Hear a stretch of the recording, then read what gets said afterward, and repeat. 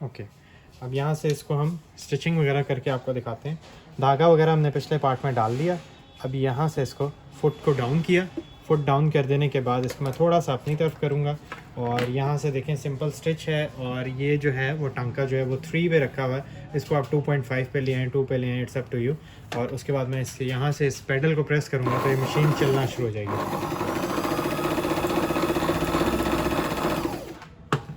ये आप देख सकते हैं, ये इसका ऊपर से स्टिच है, ये नीचे से स्टिच है। अगर नीचे से बिलफर्स किसी वक्त में अगर इस तरीके से ख़राब आता है तो आप इसको यहाँ से टाइट कर सकते हैं। ये आपके अपने हाथ में है। और उसके बाद अब यहाँ से अगेन हम इसी स्टिच को स्टार्ट करते हैं। तो आप ये देखें, ये इधर वाला स्टिच जो है बिल्कुल क्लियर हो गया।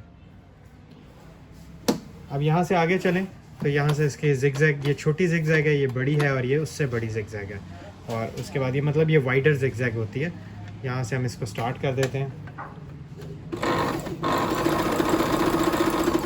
ये आपकी मर्ज़ी, आप किस स्पीड पे इसको चलाना चाहते हैं।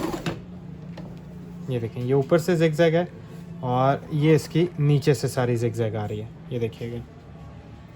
इसी तरीके से आगे चलें तो इसी जिगजैग को मैं टांके को छोटा करूँगा यहाँ से। तो ये देखें, यहाँ से मैं बिल्कुल 1 पे ले जाता हूँ या 1 और 0 के दरमियान में रख लेता हूँ।